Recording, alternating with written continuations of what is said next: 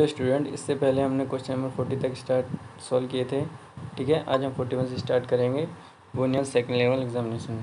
ठीक है, old question number 41 है। कोलकाता में एक यात्रा के दौरान एक टैक्सी 50 किलोमीटर में तथा 40 किलोमीटर प्रति घंटा और शेष बची जो दूरी है वो 20 किलोमीटर प्रति घंटा की गति से क्या करती है, तय करती है। तदनुसार उस दूरी यात्रा की औसत गति कितनी किलोमीटर प्रति घंटा होगी। ठीक है, तो पूरी यात्रा में उसे एवरेज स्पीड निकाल ली है कि उसकी कितनी थी। ओके, तो सबसे पहले हम मान लेते हैं कि उसकी जो एवरेज स्पीड थी वो 100 किलोमीटर थी।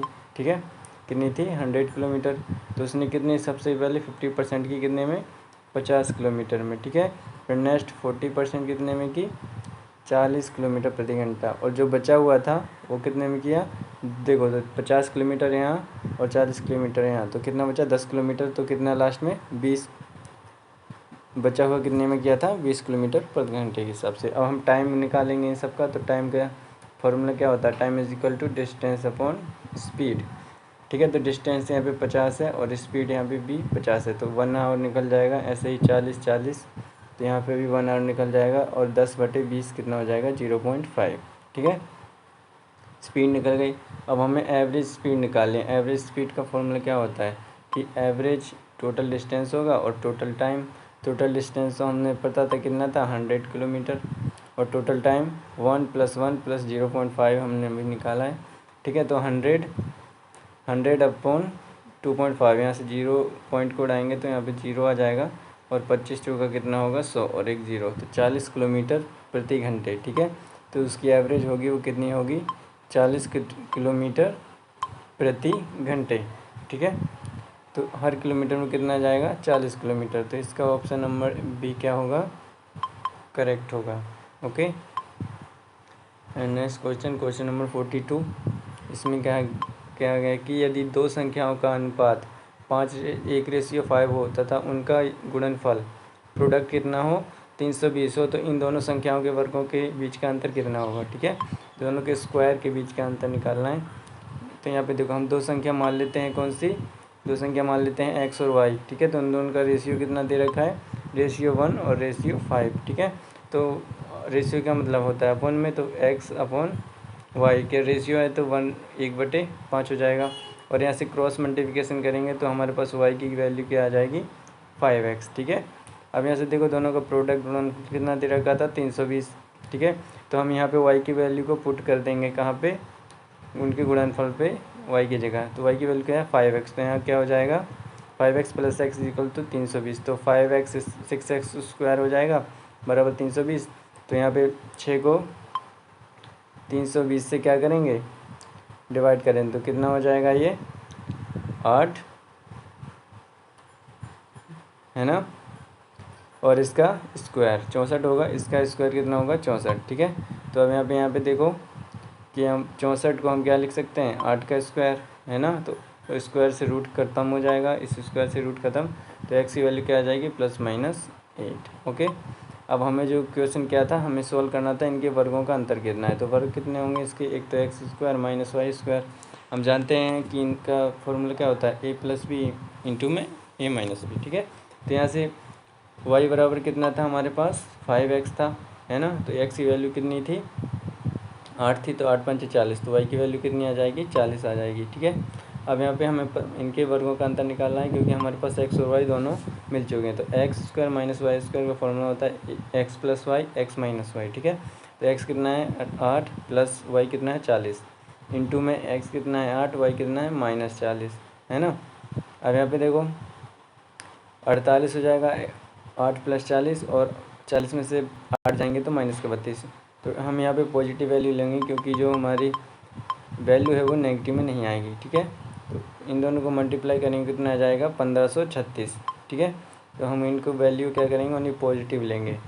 ओके, एंड नेक्स्ट क्वेश्चन क्या है कि क्वेश्चन नंबर 43 है कि दो मिश्र धातु A और B को जस्ता तथा टिन का अनुपात क्रमशः 5:2 है और 3:4 है। इन मिश्र धातु में से A का 7 किलोग्राम तथा B का 21 किलोग्राम मिलाकर एक नई मिश्र धातु बनाई गई है। तदनुसार इन नई मिश्र धातु में जस्ता तथा टिन के अनुपात कितना कितना आएगा। ठीक है, तो हमें न्यू जो बनाई गई है उसका निकालना है। तो देखो एक कंटेनर में कितना था, जिंक और टिन। ठीक है, तो एक कंटेनर में 7 था जिसमें 5 जिंक था और 2 टिन था। सेकंड कंटेनर में 3 जिंक था और 4 क्या था, टिन था। अब यहाँ पे देखो टोटल अलॉय कितने हो जाएंगे, 3 + 2 5 7x। ठीक है, हम अलॉय को क्या मान लेते हैं, x मान लेते हैं। अब यहाँ पे देखो b का 3x + 4x, तो ये भी 7x।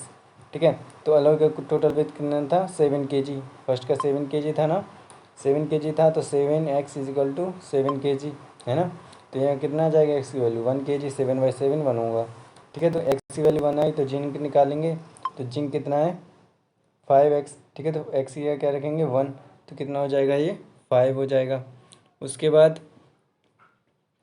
हमें टिन निकालना है, तो हमारी x की वैल्यू 1 है, तो 2 × 1 कितना हो जाएगा, 2 किलोग्राम। ओके, अब b का निकालना है, तो b कितना दे रखा था 21 किलोग्राम। तो हमें पास 7 या 21 होता है, तो y की वैल्यू कितनी जाएगी 3। ठीक है, तो जिंक कितना था 3y, तो 3 तिरका 9 किलोग्राम हो जाएगा। और टिन कितना था 4y, तो 4 तिया 12 किलोग्राम। ठीक है, तो दोनों का क्या निकला गया है, हमारे पास टोटल वेट आ गया है। अब यहाँ तो जिन और हम इसका रेशियो निकालेंगे। ठीक है, तो यहाँ पे रेशियो देखो, जिंक पहले में कितना है, एक कंटेनर में 5 है और बी कंटेनर में 9 है। और टिन एक कंटेनर में 2 है, बी कंटेनर में 12 है। तो टोटल कितना हो जाएगा 14/14। तो इनका रेशियो कितना हो जाएगा 14/14 हो जाएगा। तो कितना हो जाएगा 1/1। तो 1:1 इसका क्या होगा आंसर। तो इसके ऑप्शन नंबर कितना डी, जो कि होगा करेक्ट। ओके, इसके बाद क्वेश्चन नंबर है 44। क्वेश्चन नंबर 44 में बताया गया है कि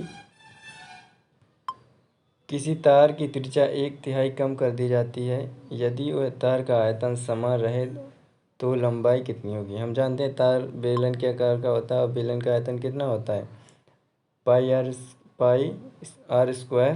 है ना, πr² होता है। तो उसके क्या क्या है, एक जैसे एक तार है हमारे पास, ये वाला मोटा सा तार है, इसकी रेडियस को हम r1 मान लेते हैं। और एक पतला सा तार है, यानी कि इसका 1/3 कर दिया गया है, इसका r2 मान लेते हैं। ठीक है, दोनों की हाइट, इसकी हाइट h1 है और इसकी हाइट क्या है h2 है।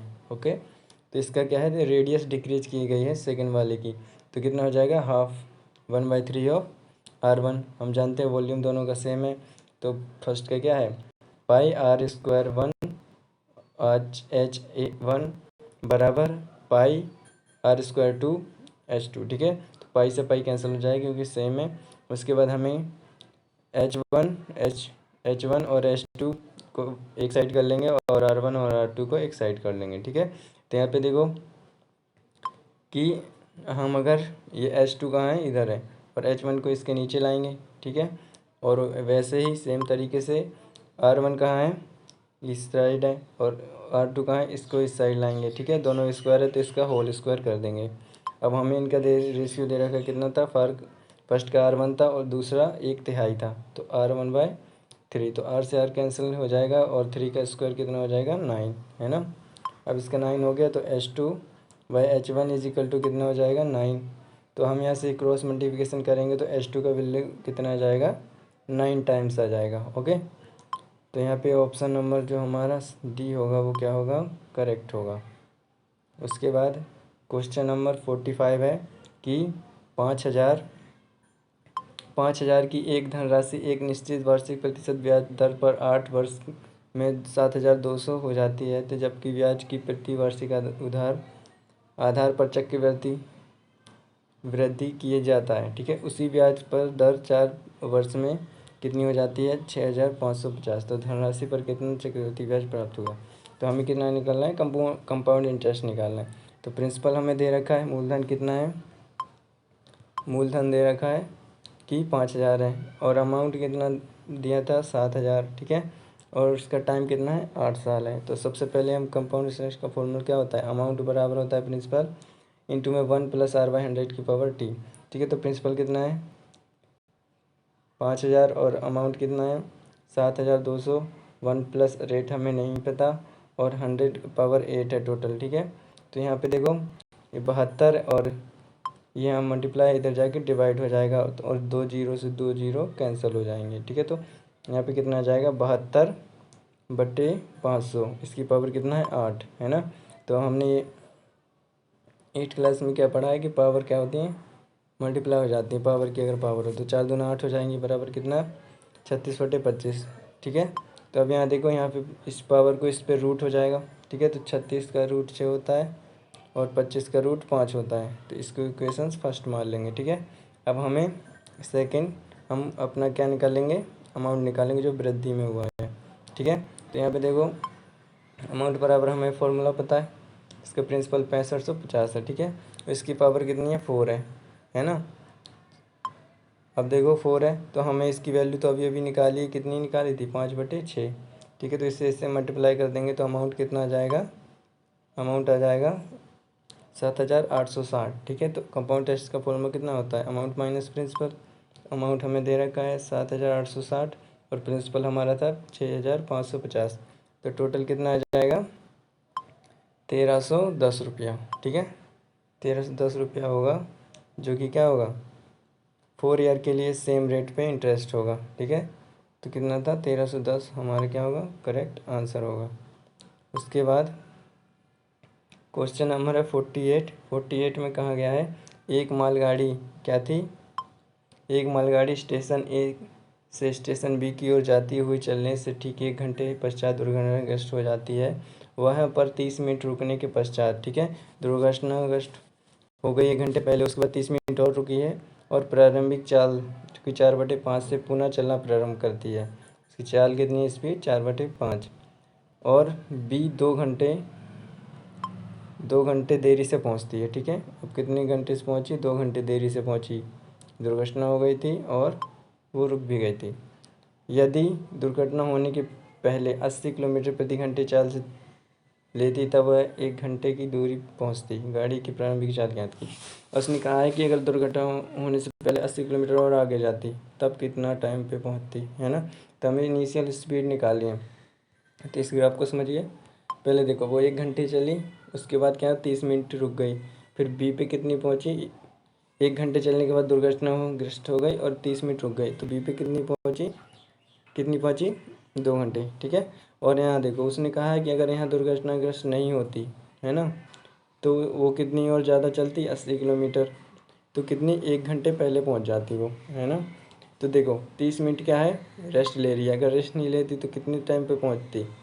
देखो इसमें 1.5 घंटे बनाएंगे, देखो 2 घंटे, इसमें से अगर हम 30 मिनट निकालें तो कितना हो जाएगा 1.5 घंटा बचेगा। ठीक है। और यहाँ पे देखो, यहाँ पे भी 1 घंटे पहुँच जाती है, इसका 30 मिनट निकालें तो आधा घंटा बचेगा, यानी 0.5। ठीक है। तो इसका शॉर्ट फार्मूला होता है, डिस्टेंस टोटल कितना है इसका 80 किलोमीटर और आगे जाना था। ठीक है। तो डिफरेंस निकालेंगे तो 4/5 था, है ना। तो इनका डिफरेंस कितना आया, 1 आया, 5 में से 4 जाएगा तो स्पीड बराबर क्या होता है डिस्टेंस अपॉन में टाइम, है ना।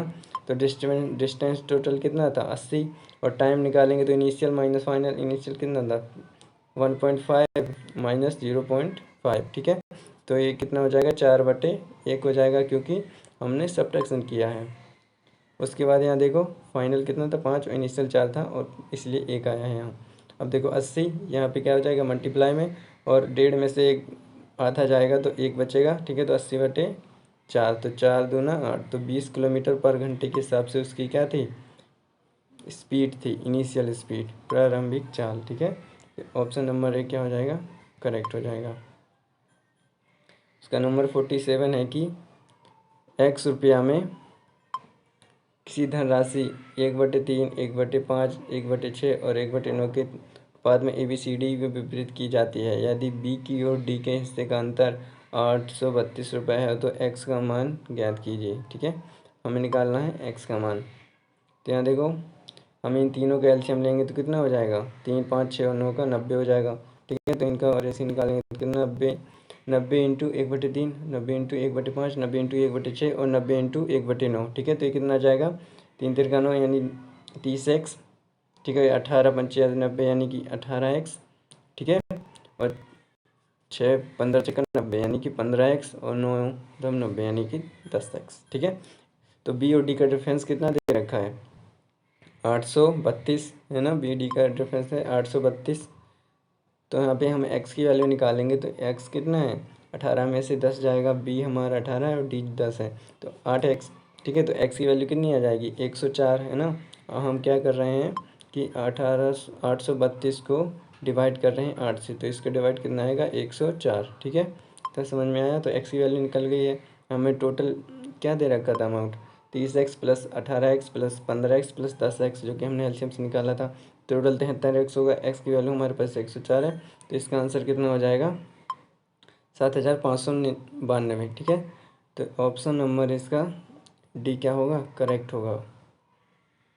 उसके बाद हमें क्वेश्चन नंबर 48 है, दे रखा है कि यदि पी पॉइंट है कोई, उसमें क्या है, इक्वेशन है 7 + 4√3 और पी क्यू दोनों की वैल्यू कितनी है, 1 है। तो पी 1/p² प्लस 1/q² का हमें क्या निकालना है, सोल्यूशन। यहाँ देखो पी का मान कितना है, सबसे पहले 7 + 4√3 और क्यू का है PQ बराबर 1। तो यहाँ से हम क्या इसकी क्यू की वैल्यू निकालेंगे, तो पी इसके बटे में चला जाएगा, तो क्यू बराबर कितना हो जाएगा, 1/p है ना। तो 1/p और p का हमें मान पता है कितना है, 7 + 4√3। तो इसका हर परमीकरण कैसे करते हैं कि हम क्या लेते हैं, नेगेटिव में संख्या लेते हैं, क्योंकि प्लस है, यहाँ देखो प्लस है, तो यहाँ पे क्या लेंगे, नेगेटिव।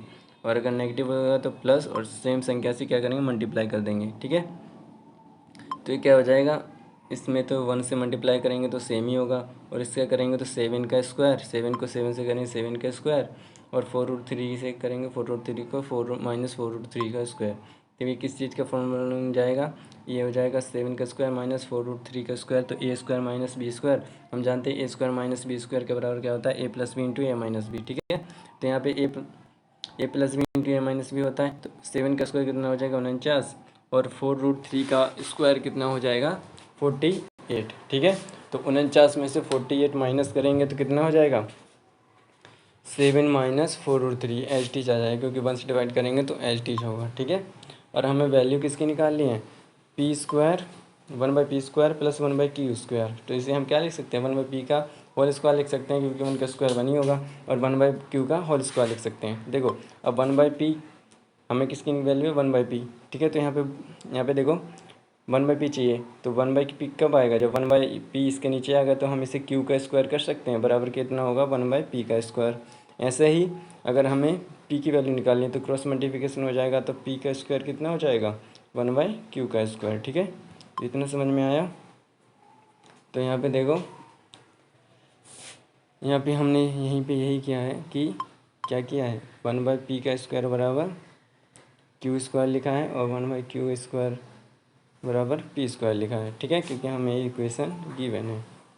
उसके बाद यहाँ देखो कि हमें इन दोनों का क्या निकालना था, इन दोनों का स्क्वायर। तो पहला क्यू की वैल्यू कितनी निकली थी, 4 - 4√3 का स्क्वायर, और क्यू की वैल्यू 7 + 4√3 का होल स्क्वायर। ठीक है, तो इसे हम a + b और a - b के होल स्क्वायर पे तोड़ेंगे, तो a - b का होल स्क्वायर कितना होता है, a² 7 का स्क्वायर प्लस b², क्या b कितना है, 4√3, तो 4√3 का होल स्क्वायर। उसके बाद -2ab, यानी -2 × 7 × 4√3, और ये कितना है, a + b के होल स्क्वायर पे, तो a² 7 का स्क्वायर प्लस b² 4√3 का स्क्वायर प्लस 2ab, यानी 2 × 7 × 4√3। ठीक है, अब यहाँ देखो ये दोनों नेगेटिव है और ये पॉजिटिव है, और सेम संख्या है तो कट जाएंगे। अब यहाँ देखो 7 का स्क्वायर 49, और 4√3 का स्क्वायर कितना होगा, 48, 4 का स्क्वायर कितना होगा, 16, और √3 का 3। ठीक है, तो 16 × 3 = 48। ऐसे ही इस साइड भी होगा कि 7 का स्क्वायर 49, और 4√3 का भी अभी निकालना था 48। ठीक है, तो देखो 49 और 49 कितना हो जाएगा, 98, और 48 कितना हो जाएगा, 96। तो दोनों का सम कितना हो गया, 194। तो इसका ऑप्शन नंबर बी क्या होगा, करेक्ट होगा। ठीक है, उसके बाद क्वेश्चन नंबर 49 है कि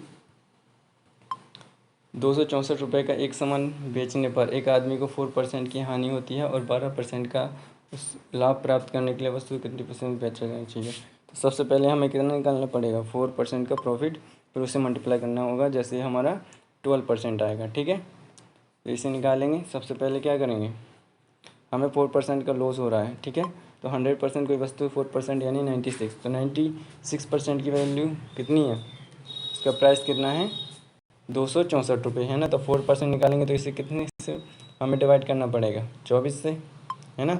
इसका 24 चौको 96 होता है, तो इसका भी 24 से तो 11 बचेगा, ठीक है। और हमें कितना चाहिए 12% का प्रॉफिट। तो 12% का प्रॉफिट यानी 100 में 12% ऐड करेंगे तो कितना हो जाएगा 112, ठीक है। अब यहाँ देखो हमें कितने पे जाना है 4 से 112 पे, तो 28 से गुणा करना पड़ेगा, ठीक है। तो दोनों साइड, तो 4% का प्राइस 11 रुपये था, ठीक है। तो 28 रुपये का प्राइस निकालना पड़ेगा हमें, है ना, क्योंकि हमें प्रॉफिट चाहिए 12% का। तो टोटल कितना हो जाएगा यहाँ पे 28 मल्टीपल 11 तो 308 रुपये, ठीक है। तो 308 रुपये क्या होगा प्रॉफिट होगा 12% पे। तो इसका ऑप्शन नंबर बी आपका करेक्ट होगा, ओके।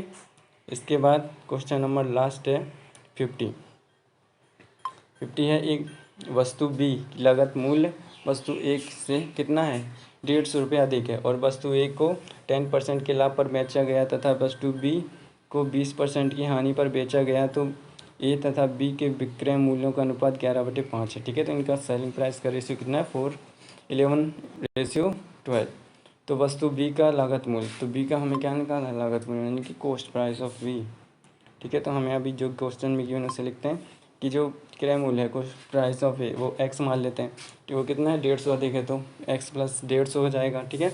तो इसका प्रॉफिट 10%, प्रॉफिट कैसे निकालते हैं प्रॉफिट अपॉन में 100, तो 10/100 यानी 1/10, यानी कि एक की वस्तु उसने की 10 में बेची है, तो टोटल कितनी की वस्तु हो गई 11 रुपये की, है ना।